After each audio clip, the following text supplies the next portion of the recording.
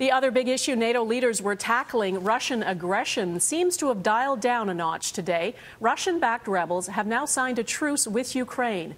No one's sure it will hold, but NATO leaders promised to keep up the pressure on Russia. Our Stuart Greer is at the NATO summit. Stuart? Good evening, Donna. Well, there is deep skepticism that the ceasefire will hold, but Ukraine's president calls it an important first step towards peace.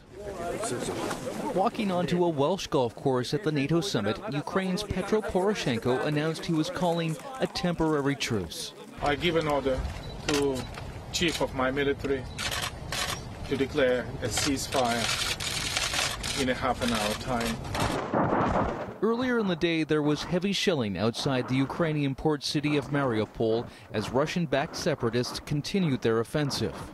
But at talks in Belarus, both sides agreed to stop fighting, exchange prisoners, and allow the delivery of humanitarian aid.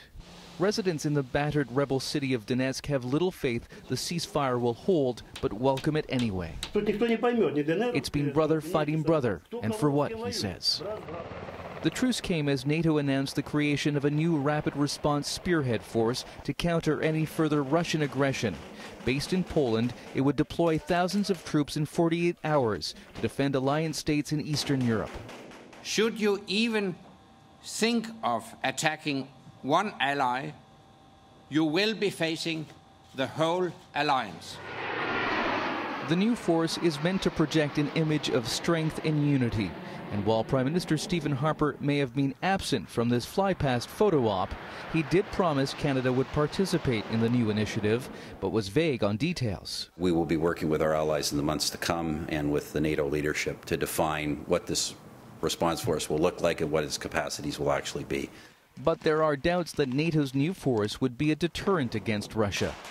Lewis Mackenzie was a former Canadian UN commander in Bosnia. The rapid reaction and NATO just don't go together. It's a symbol. It's tokenism.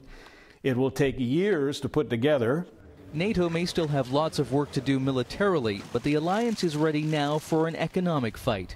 It's going ahead with new sanctions against Russia, an indication of how little faith it has in the Ukrainian ceasefire.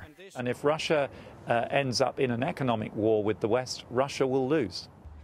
Even if the ceasefire holds in Ukraine, there are many difficult challenges ahead. To begin with, pro-Russian separatists still want independence. Regardless, both sides may start exchanging prisoners as early as tomorrow. Donna.